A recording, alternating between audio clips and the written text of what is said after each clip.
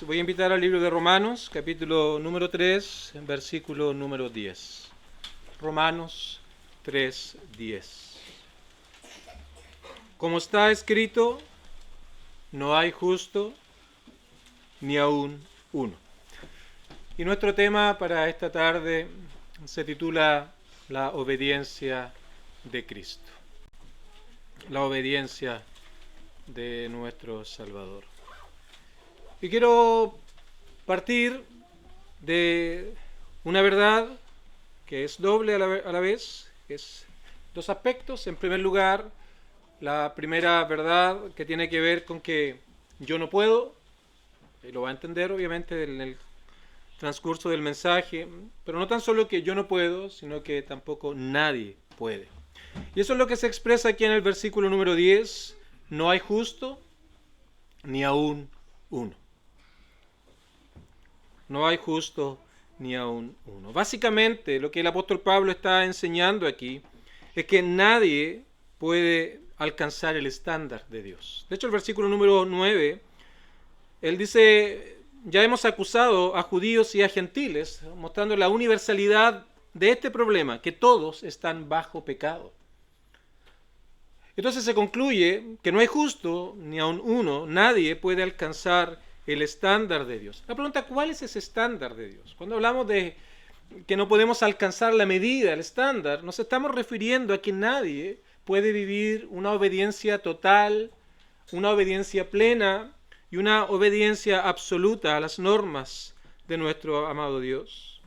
Muy por el contrario, de hecho, el pasaje continúa mostrándonos que no hay quien entienda. No hay justo ni aun uno. Nadie puede alcanzar el estándar de Dios, sino muy por el contrario, no hay quien entienda. Y en segundo lugar, en el versículo 11 dice que no hay quien busque a Dios. Porque básicamente la vida finalmente del hombre tiende a girar en torno a sus propios deseos, a su propia manera de entender la vida, y sin considerar a nuestro Señor, sin considerar a Dios, sin considerar al Creador ni el propósito para el cual fuimos creados. De tal manera que si pensamos en la vida del hombre, usualmente se entiende desde el momento de nacer hasta el momento de morir. Y como que la muerte acabara con todo y ya no hubiera absolutamente nada más. Entonces toda la vida comienza a girar en relación a esto. Viene el bebé, nace, luego va al colegio, luego viene el liceo, luego vienen los estudios superiores, se va al campo laboral, luego se independiza, luego forma una familia, luego tiene hijos, ¿no es cierto? Un matrimonio, hijos, una familia, y comienza a enseñar a sus hijos en el mismo sentido que él fue enseñado, a crecer, se preocupa de que vaya al liceo, de que pueda estudiar, etc. Finalmente, entonces, esta misma realidad comienza una vez más en otra persona a desarrollarse, y finalmente comienzan a crecer hasta llegar al momento de la muerte, y pareciera que más allá de eso hay absolutamente nada.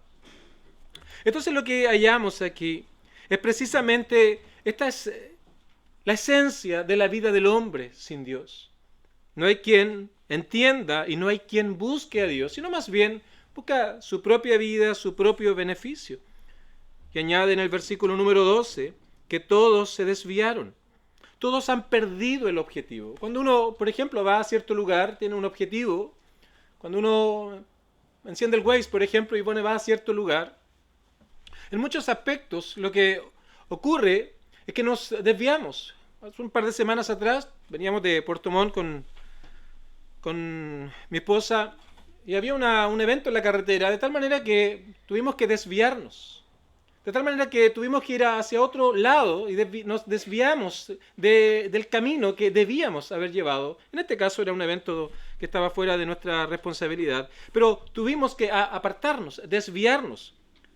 Y cuando hablamos de nuestra relación con Dios, en nuestra realidad delante de Dios, este pasaje nos presenta precisamente que todos se han desviado de este propósito de alcanzar el estándar de Dios. Y por otro lado, no hay quien busque a Dios, ni siquiera uno. Entonces todo esto lo podemos resumir en pocas palabras. Y de hecho el apóstol Pablo lo hace en este contexto. Cuando vamos al versículo número 18, él entonces resume todo lo que ha planteado en estos versículos y simplemente dice: no hay temor de Dios delante de sus ojos. No hay un pensamiento con respecto a la eternidad, porque toda su vida tiene que ver con el nacer y el morir. Luego de eso, nada más. No hay un pensamiento acerca del más allá. No hay un interés en las cosas espirituales. No hay un interés en las cosas del alma. No hay un interés en las cosas que tienen real importancia para nuestra vida. Sino que todo básicamente lo ponen entre el nacer y el morir, como que aquello fuera la vida del hombre. Entonces, el versículo 10 está en este contexto para mostrarnos la incapacidad que el hombre tiene de poder lograr el estándar de Dios, una obediencia plena. Así que una vez más repito, yo no puedo lograr aquello. Tú no puedes, nadie puede lograr esta obediencia plena a las normas de Dios. Y la pregunta es, ¿por qué no podemos? ¿Por qué es que el hombre no puede alcanzar este estándar? ¿Por qué el hombre es definido aquí como alguien que no es justo? Como que nadie puede alcanzar aquella justicia. ¿Cuál es la razón por la cual nosotros no podemos hacer todo esto? Y para aquello debemos en primer lugar conocer algo acerca de Dios. En primer lugar debemos hablar de Dios y en primer lugar debemos hablar de su santidad. Él es perfectamente santo, perfectamente puro. ¿Dónde podemos ver la santidad de Dios? ¿Cómo podemos entenderla en este contexto que estamos ahora? Lo podemos entender a la luz de sus normas y sus estándares. Por ejemplo, resumidos en los 10 mandamientos. Hoy día nuestro país está en un contexto político-social donde se quiere dar una identidad a la nación por medio de un conjunto de leyes. Pasar de un cierto estado, cierto tipo de estado que se identifica por medio de las leyes, quieren moverlo a otro tipo de nación, otro tipo de estado, por medio de leyes que pretenden cambiar. Entonces, la santidad de Dios precisamente la podemos ver reflejada en sus normas, en sus leyes, que están resumidas en lo que nosotros conocemos como los 10 mandamientos. Y es precisamente en relación a estos mandamientos que describen la santidad de Dios que nosotros ahora entendemos cuál es o a qué se nos llama a obedecer de manera plena, de manera completa y de manera total. Básicamente es a la luz de la santidad de Dios y sus normas que nosotros entendemos qué es lo que debemos obedecer. Y cuando pensamos en los 10 mandamientos, cuando meditamos en este, llamémosle, un reflejo de la santidad de Dios, es que nosotros podemos entender nuestro propio corazón. ¿Quiénes somos delante de Dios? Cuando Dios creó al hombre antes de la caída, era un corazón que anhelaba las cosas de Dios, hallaba deleite en obedecer a Dios. Un corazón que anhelaba escuchar la voz de Dios para obedecerla. Y esos fueron al inicio de la creación, antes de la caída. Una mente sensata que se deleitaba en Dios, una voluntad que se deleitaba en obedecer a Dios y unos sentimientos que hallaban placer, deleite en precisamente hacer lo que su mente y su voluntad estaban desarrollando. Pero la caída trajo una consecuencia nefasta. Y la consecuencia de aquello es que el hombre ahora, producto de la caída, no puede, ni está en sus capacidades poder obedecer plena y absolutamente las normas de Dios. Y no solamente tú ni yo podemos, sino que nadie puede. Este es un problema universal. Este es un asunto de toda la raza humana. Toda la raza humana está con un corazón corrupto, de tal manera que ahora la obediencia a las normas plenas, a los estándares de Dios, se ha hecho imposible para todo ser humano. Así que basta que nos analicemos a la luz de los 10 mandamientos para que precisamente comprobemos que no podemos dar el ancho, no podemos satisfacer las demandas de Dios de una vida en obediencia completa. Por ende hemos ofendido a su santidad, hemos ofendido su pureza, hemos ofendido su perfección, porque Dios demanda obediencia de su creación. Pero a la luz de esta obediencia ahora que Dios demanda, es que nosotros entendemos la justicia. La justicia de Dios podemos entenderla de manera muy simple, de dos maneras. Su justicia en relación a la obediencia a sus mandamientos tiene beneficios. Por una obediencia, haz esto y vivirás, pero también trae castigo por la desobediencia. Y la justicia de Dios debe obrar. Así que aquel que tiene una obediencia plena, hay una promesa, hay un beneficio. Pero aquellos que violan los mandamientos de Dios, no pueden vivir en obediencia, hay asociado un castigo, una pena, producto de todo aquello. Y es a la luz de esto, de la santidad de Dios, de la justicia de Dios, es que nosotros recién podemos comenzar a entender quiénes somos delante de Dios, cuál es nuestra realidad delante de Dios. A la luz de estas cosas es que podemos saber quiénes somos delante de Dios y podemos decir, como Pablo, que realmente no hay justo ni aún uno.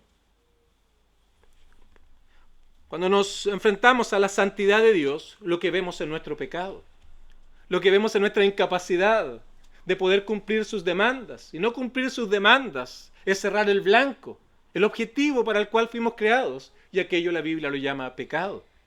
A la luz de la santidad de Dios es que vemos nuestro pecado, y a la luz de la justicia de Dios es que vemos aquella gran deuda, las consecuencias de nuestro pecado. Es importante que entendamos estas cosas para que sepamos y entendamos cuál realmente es nuestra realidad delante de nuestro Creador. A la luz de esta santidad vemos nuestro pecado y a la luz de su justicia vemos el castigo por nuestro pecado, la deuda por nuestro pecado. Entonces, esas son las palabras de Pablo. Aquí no hay justo ni aun uno. Y hemos violado los mandamientos de Dios y eso se ve reflejado en un día a día. No hay quien entienda, no hay quien busque a Dios. Todos se desviaron, no siguen el propósito para el cual fueron creados. Se han hecho inútiles y todo lo que hablan, todo lo que siguen, los caminos que toman en su vida, todo aquello está pensado en su propio bienestar, en lo que a ellos les agrada, en lo que nos gusta a cada uno de nosotros, pero no pensando en Dios, porque no hay quien busque a Dios. Y se resume, insisto, en el verso 18, no hay temor de Dios delante de sus ojos. Y a la luz de estas verdades es que podemos entender algo que es hermoso. A la luz de estas verdades que nos muestran quiénes somos delante de Dios, es que podemos entender el gran y sublime amor de Dios. Porque lo que yo no puedo hacer, lo que tú no puedes hacer, lo que nadie ha podido hacer, ningún ser humano nacido de padre y madre ha podido cumplir, hay alguien que sí lo hizo. Hay alguien que vivió esa vida de obediencia. Y por supuesto nos referimos a la obra que nuestro Salvador Jesucristo hizo cuando vino a esta tierra. Tomando una naturaleza humana y las limitaciones humanas, vino para vivir una vida de obediencia. Hizo algo más. También Él tuvo que ir a la cruz del Calvario a hacer una tremenda obra en favor de otros. Así que nuestro Señor Jesucristo, Él sí vivió una vida de obediencia. Y usualmente a esta obediencia se le llama de dos maneras o dos aspectos de esta obediencia de Cristo. Por un lado tenemos una obediencia activa y por otro lado hay lo que se le conoce una obediencia pasiva de Dios. ¿Y por qué es importante que entendamos esto que es algo que tal vez conceptos teológicos? Simplemente para que entendamos lo que acabamos de hablar acerca de la santidad y la justicia de nuestro Dios. Porque la obediencia activa de Dios fue esa vida que la vivió de acuerdo a las normas de Dios. Esa vida que obedeció cada uno de los mandatos de Dios, de las leyes de Dios, del contenido de los 10 mandamientos y en todas sus implicaciones, cada segundo, cada minuto, cada hora, cada día, cada mes, cada año de su existencia en esta tierra. Él vivió en completa y absoluta obediencia, lo que es conocido como la obediencia activa de Cristo. De tal manera ahora que esta obediencia activa lo que hizo fue satisfacer la santidad de Dios. Esta obediencia activa vivió de acuerdo a las demandas de Dios, de tal manera que satisfizo completamente estas demandas santas, puras y justas, amables, tiernas y amorosas de nuestro Dios mostrado en los 10 mandamientos. Pero también una obediencia pasiva que tiene que ver con lo que Él hizo en la cruz del Calvario, cuando Él se entregó a sufrir y llevar las consecuencias, llevar el castigo. La pregunta es, ¿por qué Él tenía que llevar un castigo si Él no cometió pecado delante de Dios? ¿Por qué Dios, de acuerdo a Romanos 8:32, tuvo que castigar a Cristo en la cruz del Calvario cuando Él no hizo absolutamente nada? No hubo engaño, no hubo orgullo, no hubo mentira, algo que abunda en el corazón del hombre. La pregunta es por qué nuestro Señor tuvo que experimentar todo aquello y por medio de esta obediencia pasiva, lo que nuestro Señor hizo fue satisfacer la justicia de Dios, la paga por el pecado, de tal manera que ahora el hombre pudiera estar en comunión con Dios, pudiera alcanzar una vez más reconciliación con Dios. Entonces su obediencia activa, estar obedeciendo los mandamientos de Dios, satisfacen la santidad de Dios, y su obra en la cruz del Calvario, entregar su vida en rescate por muchos, lo que hace es que satisface la justicia de Dios, el castigo por el pecado del hombre. Entonces aquí comenzamos a entender y completo la idea con la cual partí este mensaje. Yo no puedo, tú no puedes, nadie puede, pero Cristo sí pudo hacerlo. Y eso es lo glorioso del mensaje del Evangelio. Cualquier religión que tú puedas conocer consiste en un mayor o menor sistema de obras de cómo yo puedo agradar a Dios. ¿De qué puedo yo ofrecer a la divinidad de la religión? Tendré que caminar, tendré que pagar mandas, tendré que peregrinar una vez al año a cierto lugar y guardar un conjunto de reglas, de tal manera que dependiendo de aquello es que yo voy a poder tener comunión con Dios. Algunos dirán, mira, preocúpate de hacer más buenas obras que malas, de tal manera que cuando llegue ese último día, la balanza sea a tu favor y eso te dé garantía del cielo. Otros dirán simplemente, mira, recita todas estas cosas de memoria 50, 100 veces o 30 veces o a ciertas ceremonias y aquello va a significar que ya has satisfecho las demandas de Dios. Pero el cristianismo es completamente diferente. El cristianismo parte diciéndote que no hay nada que tú puedas hacer por ti mismo para poder estar en comunión con Dios. Porque si hemos de hacerlo basado en nuestras propias méritos y obras, debería ser lo siguiente, una obediencia plena, completa, absoluta, a cada instante de nuestra vida, a las normas de Dios, de tal manera de satisfacer la santidad de Dios, algo que obviamente es imposible. Podríamos enumerar cada uno de los mandamientos de Dios. Podríamos considerar cada uno de ellos y ver las implicaciones de cada mandamiento para darnos cuenta que es imposible que nosotros podamos satisfacer las santas demandas de Dios. Pensemos en uno, por ejemplo, para poder argumentar esto que estoy diciendo. Pensemos, por ejemplo, en no matarás. Es fácil comentar este mandamiento porque nuestro Señor también lo explicó en el Sermón del Monte. No matarás, para nosotros es no quitarle la vida a alguien. Y yo espero de todo corazón que nadie de los que está aquí presente lo haya hecho. Y a veces pensamos que aquello es el cumplimiento del mandamiento. Pero nuestro Señor, cuando va a este mandamiento, dice, oísteis que fue dicho, no matarás. Pero Él dice, más yo os digo, no contradiciendo el mandamiento, sino dándole su verdadera explicación. Él dice, cualquiera que le diga fatuo a su hermano ya es culpable de este mandamiento. Y mi pregunta simplemente es, ¿hemos deseado el mal a alguien alguna vez? ¿Hemos hablado injustamente de alguien? ¿Hemos manifestado cierto tipo de odio a alguna persona? ¿Hemos dañado la reputación de alguien? ¿Hemos hablado incorrectamente tal vez de alguna autoridad? ¿De alguien que está en gobierno? ¿O de algún jefe? ¿O de algún colega que no ha hecho su trabajo y nos hemos enojado con ellos de una manera incorrecta? ¿Hemos tal vez violado la autoridad con respecto al mandamiento de honrar a nuestros padres? En algún momento tal vez le hemos desobedecido o hemos actuado incorrectamente. Pero ese mandamiento es mucho más que nuestros padres, habla de la autoridad en general. Entonces yo creo que todos y cada uno de los que estamos hoy aquí debemos reconocer algo, que esta realidad es nuestra propia realidad.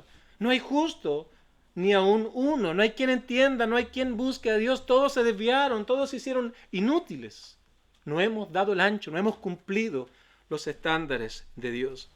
Así que básicamente al no cumplir los estándares de Dios hemos ido en contra de su santidad y Dios que es justo debe castigar ese pecado. Así que a la luz de la santidad de Dios vemos nuestro pecado y a la luz de la justicia de Dios vemos nuestra condenación. Pero vemos el amor de nuestro Dios es que estando en estas circunstancias, en esta realidad, dice Pablo en Romanos capítulo 5, versículo 8, y un poquito más adelante de nuestra lectura, mas Dios muestra su amor para con nosotros, en que siendo aún pecadores a la luz de la santidad de Dios y estando bajo condenación a la luz de la justicia de Dios, Dios muestra su amor en que Cristo murió por nosotros. Lo que no podemos hacer, lo que no podemos cumplir, las cosas que no podemos lograr basado en nuestros propios esfuerzos, méritos ni obras, nuestro Señor lo hizo en una vida perfecta y en una muerte expiatoria en la cruz del Calvario. ¿Qué pasa si solo hubiera sido una obediencia activa y no hubiera habido una muerte en la cruz?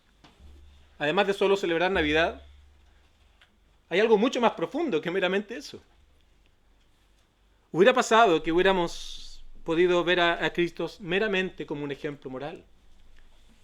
Y producto de aquella vida de obediencia activa, hubiéramos tenido ciudadanía, espero que me entienda esto, hubiéramos podido estar en el reino de los cielos. Estar. Pero como no hubo paga por el pecado, no hubiéramos podido entrar al reino de los cielos. Permítame ilustrar esto de manera que tal vez sea limitada, pero nos ayuda a entender. Pensemos que estamos en alguna institución de educación superior y tenemos derecho a estar allí porque nos ha dado el puntaje, hemos cumplido los requisitos para ser parte de alguna carrera, pero hay un problema, no hemos pagado la matrícula. Entonces, producto de cumplir los requisitos para estar allí, podemos estarlo, pero no podríamos ser parte de aquello porque no hemos pagado la matrícula, no hemos pagado la deuda, no hemos pagado un aspecto financiero para poder estar allí. Y espero que esto nos ayude a entender cuál sería el problema de que si Cristo solamente hubiera sido alguien que no hubiera pecado, pero no hubiera muerto en la cruz. Hubiéramos podido por medio de él cumplir los requisitos para estar en el cielo. Pero la justicia de Dios, que debe castigar el pecado, y que nos permite entrar al cielo, no hubiera podido ser una realidad. Y hubiera sido una terrible y lamentable circunstancia. ¿Qué pasa si solo hubiera sido una obediencia pasiva? No hubiera vivido la vida que satisfaga la santidad de Dios, si no hubiera ido a la cruz a pagar una deuda, pero sin los méritos ahora para ser parte del reino. Es como que alguien me fuera a pagar la matrícula, pero yo no pudiera entrar a la universidad porque no me da el puntaje y no me da los requisitos. Son asuntos que no pueden darse. Y nuestro Señor Jesucristo entonces hizo todo el trabajo, toda la tarea, para que el hombre ahora pudiera ser reconciliado con Dios. Él satisfizo la santidad de Dios por su obediencia a la ley de Dios, y él satisfizo la justicia de Dios por medio de su sacrificio en la cruz del Calvario. Así que, ¿por qué tuvo que vivir? Para cumplir las demandas de obediencia que Dios ha dado a su creación. ¿Y por qué tuvo que morir? Para pagar por la deuda que nosotros hemos contraído para con Dios, producto de nuestro propio pecado. Y el perdón de los pecados hace necesaria la muerte del mediador para llevar las consecuencias precisamente del pecado. Una de ellas es la muerte física. Cristo tuvo que morir. Otra es la muerte espiritual, experimentar la separación eterna de Dios. Y nuestro Señor en la cruz del Calvario tuvo que experimentar también aquella realidad. Y por eso expresó de sus palabras: Dios mío, ¿por qué me has desamparado? Esa es la gloria del Evangelio. Es que siendo aún pecadores, no pudiendo satisfacer las demandas santas de Dios, y no pudiendo nosotros pagar por nuestro propio pecado, tú no puedes, yo no puedo, pero Cristo lo hizo. Cristo sí pudo. Y por Él entonces es que hoy día nosotros tenemos salvación y vida eterna. Así que la muerte del mediador era necesaria para que pudiéramos entonces tener entrada al reino de los cielos. Quiero concluir hablando acerca de por qué debía ser Cristo. En primer lugar, en el Antiguo Testamento hay muchos sacrificios que nos apuntan, nos ilustran y nos muestran precisamente esta verdad. Una vez al año, el sumo sacerdote tenía que llegar al lugar santísimo, hacía una ofrenda para poder ofrecerla de manera ilustrativa para que el pecado del pueblo no sea considerado. Y tenían que sacrificar un animal, y este animal tenía ciertas características. Debía ser un animal sin mancha, un animal perfecto, un cordero perfecto, sin tacha, un cordero que de verdad a la vista era perfecto. Y era seleccionado para poder entonces ser traído al holocausto, y la sangre de ese cordero iba a ser presentada delante de Dios por el sumo sacerdote. Y todo esto nos ilustraba precisamente que se requería un mediador, un representante en favor del pueblo. Y por supuesto nuestro Señor precisamente, Él fue perfecto, perfectamente obediente. Él fue sin mancha, no cometió ningún pecado. Él vivió una vida intachable delante de Dios. Por lo tanto, Cristo ahora es el Cordero que limpia, por medio de su muerte en la cruz del Calvario, nuestros pecados. Queridos amigos, una vez más, no hay justo ni aún uno. No pienses que tú puedes agradar a Dios basado en tus propios méritos. No creas que tú puedes agradar a Dios basado en tu propia obediencia. Esa es una imposibilidad para todos los seres humanos. Es imposible. Entonces, lo único que queda ahora es confiar en lo que Cristo hizo en la cruz del Calvario. Nada que tú puedas hacer, nada que tú puedas entregar a Dios. Simplemente presentarte a Él con tu pecado y, en primer lugar, arrepentirte por tus pecados. Señor, esto es lo que soy. Señor, esto me describe, es una radiografía de mi alma, no soy justo. Señor, no entiendo nada de estos asuntos, ni siquiera me interesan, Señor. Tú tomas este pasaje, lo presentas en oración. Señor, no te he buscado. He gastado mi vida en las cosas que para mí eran buenas, sin considerar la eternidad, sin considerar los asuntos del alma. Señor, me he desviado, he amado mi pecado, he amado las cosas que he hecho. Me he hecho un inútil, un inerte, no tengo vida espiritual, no tengo absolutamente nada que entregar delante de ti. Señor, soy incapaz de hacer lo bueno. Soy incapaz de poder satisfacer tus santas demandas. Más bien aquí está mi vida, aquí está mi orgullo. Estas son las cosas que han dominado mi corazón, aquí está mi mentira. Aquí están, Señor, mis vanidades. Aquí está mi lujuria. Aquí están los fraudes que he hecho. Aquí está mi desobediencia, aquí está mi rebeldía. Señor, estas son las cosas que han dominado mi corazón. Esto ha sido simplemente la tónica de mi vida durante todo mi ser. Yo pensaba que no había vida más allá de la muerte. Yo pensaba que toda la vida era esta, como leíamos en el Salmo 73. Me iba tan bien en esta vida. Todo me va perfecto, parece que no necesito un Salvador. Pero me doy cuenta de esta realidad, que un día la muerte va a venir y nada de lo que he logrado en este mundo va a tener algún beneficio para mí, Señor. Aquí está mi alma. Aquí están mis pecados, Señor. Es todo lo que puedo traer. Es todo lo que puedo traer delante de ti. Aquí está mi boca que habla perversidades. Mi boca llena de maldición, de odio, de enojo, de rencor. Aquí están mis caminos, Señor. Aquí está lo que yo he sido. Señor, yo creía tener paz, creía tener seguridad, pero, Señor, la verdad es que cualquier cosa que pasa, esto lo hace tan inestable. Señor, debo reconocer que no ha habido temor, respeto, reverencia a ti, y todo esto demostrado en las cosas que añoro. Los deseos de la carne, los deseos de los ojos, la vanagloria de la vida ha sido mi esencia, Señor. Esa es mi vida y tú te arrepientes de todo aquello. Hay un dolor en tu corazón por haber ofendido al Señor, por no cumplir las demandas de santidad, de obediencia perfecta a sus santas leyes. Y reconoces que no hay nada que tú puedas hacer. ¿Y en qué se diferencia el arrepentimiento del mero remordimiento? El remordimiento es lamentarse por ciertas cosas para luego volver a hacerlas. Pero el verdadero arrepentimiento ahora te conduce a algo más, a querer el perdón de tus pecados. Y comprendes que el perdón de tus pecados solo lo puedes hallar en Cristo, porque Él sí puede hacer lo que tú por naturaleza, ni yo por naturaleza, puedo hacer, que es satisfacer las demandas santas y las consecuencias por nuestro pecado. Y eso fue lo que nuestro Señor hizo en la cruz. Entonces, en ese momento, cuando tú te arrepientes y confías en Cristo, ¿qué es lo que ocurre? ¿Qué es lo que pasa en la vida de aquellos que vienen delante del Señor? Ese pecado, tu vida de pecado, las consecuencias del pecado son cargados sobre Cristo, se le imputan a Cristo. Y la justicia de Cristo, la vida de obediencia a Cristo, te es imputada a ti. Y por eso que la Biblia a los creyentes los llama justos, los llama santos. La pregunta es, ¿acaso el creyente no peca? ¿Acaso el creyente que lleva años no ha fallado al Señor? Pero estamos en Cristo. Y el Señor, cuando mira a los hombres, lo mira por medio de Cristo, para que me entiendas. Lo mira por medio de él y ve la justicia de Cristo. Y esa justicia le fue imputada al pecador que se arrepiente. Y ese hombre ahora tiene paz con Dios. Ese hombre disfruta de las bendiciones espirituales.